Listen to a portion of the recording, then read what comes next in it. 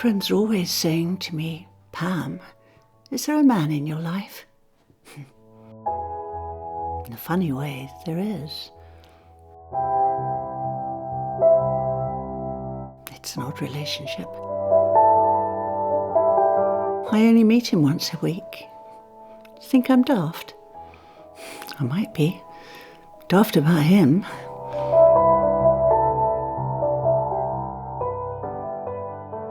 I don't have far to walk for our weekly meeting. Cinema's just round the corner.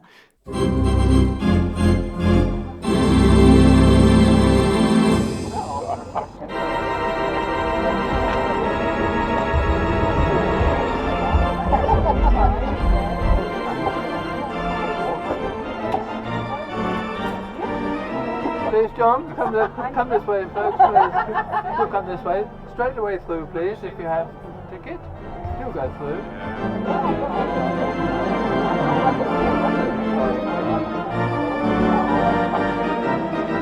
I hope the front row isn't full.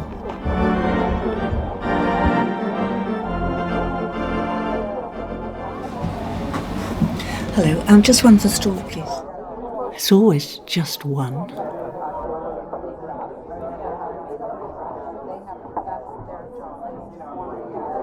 And now the waiting till the lights go down. Then the film comes on.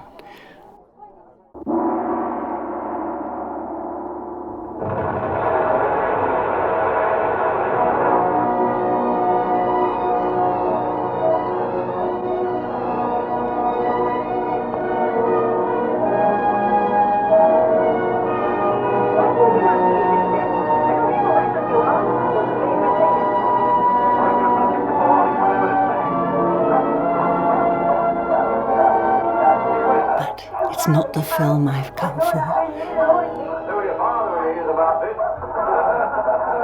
Halfway through, film stops, lights come up and... Oh, I'm so excited. It's him. It's really him. My name's Tom Horton and I'm the resident organist here at the Southwold Electric Picture Palace. I tend to arrive about 10 or 15 minutes before the film interval comes on, and after I say hello to the staff, we make our way to the kiosk. And then behind the kiosk is a trapdoor with a stepladder going down into the depths of the earth. So after carefully making my way down, we have to crouch down and go down the corridor, which is a little bit like the Great Escape. And towards the end of the auditorium, going underneath all the people sitting up there watching the film, we come to the organ case. And then it's a delicate manoeuvring system of getting yourself up on the steps, opening the door, climbing in, making yourself comfortable. And of course you have to be quite quiet, because of course you don't want doors bashing and everything like that, because the audience is unaware of what's going. And then finally we switch on the power. We power up the computer that has the software program that produces these theatre organ tones. And after a few minutes the organ is ready to play, and I just sit there quietly waiting for the buzzer to go, which signals that the interval has started. The screen goes up, the curtains open, and it's time for the organist.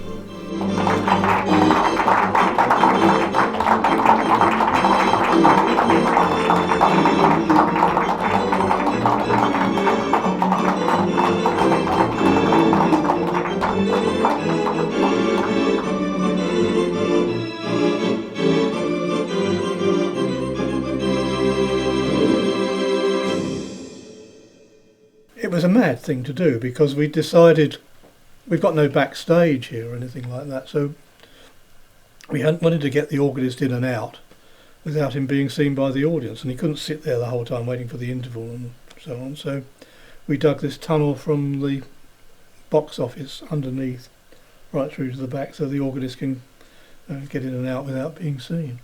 It was mad when we think back of it. We took 42 tonne of material out when we were digging that tunnel. It was insane.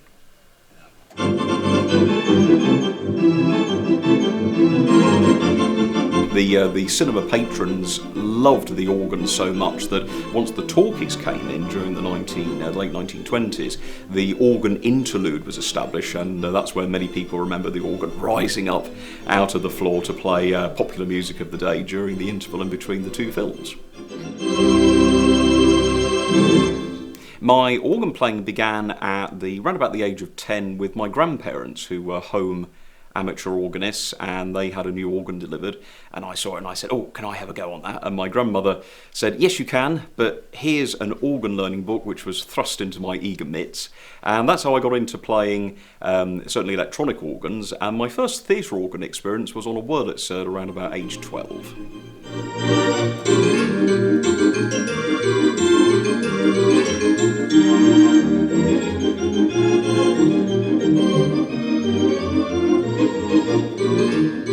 The most difficult thing about playing the organ is, I think, for many people, the coordination, because you're not just playing with your hands and with your feet, you also have to think about the sounds you're going to choose, you have to think about how you're going to orchestrate the song, and also how you're going to arrange it. So when you play the piano, it's just put the music up and play it, but with any organ you have to think about what stops you're going to use, and there's changes of sounds throughout, so you have to sort of think in many different ways, not just as a player but also as an orchestral arranger as well.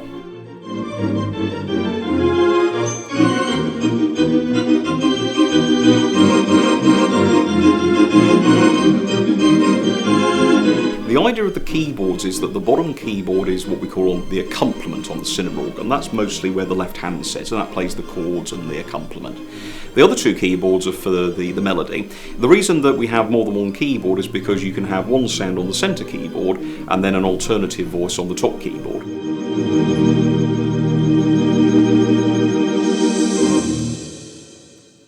Cinema organs are very interesting because early film was not just about showing films, they had all sorts of other entertainments involved, and they had a lot of music and they had dancing and all sorts of things. But when they started accompanying silent films with pianos, or generally pianos, they needed all the sound effects. So the Wurlitzer thing came out of providing cinema organists with sound effects so they could accompany the films.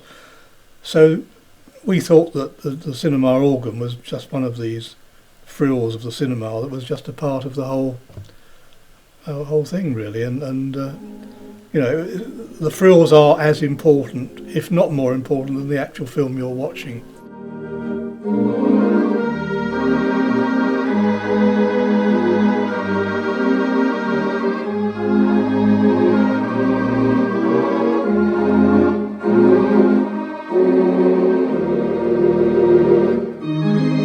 Most of the people who come here to Southwold Cinema are holidaymakers, local patrons of the cinema, and the audiences have really taken the organ to their heart. It's particularly wonderful when we have youngsters in the audience, because it's a chance for them to experience what their grandparents and great-grandparents saw at the cinema almost 100 years ago.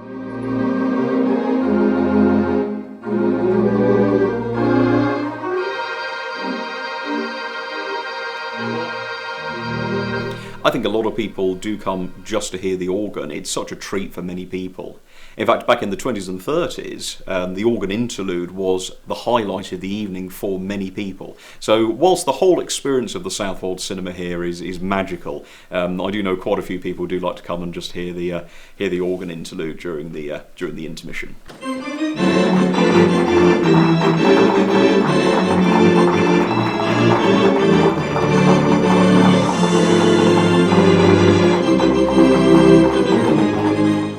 When he goes, because that's it for another week.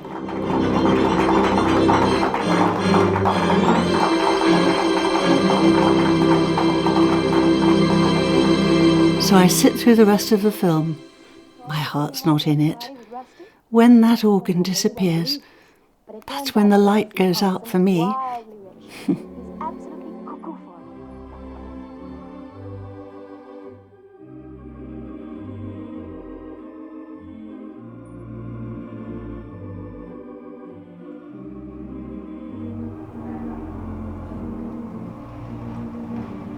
Time for some chips.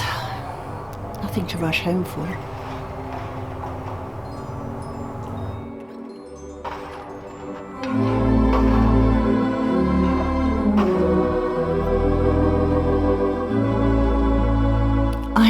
those shoulders so well, and that head of hair. But I've never seen his face. I've no idea what he looks like. But I do know that organist entertains me.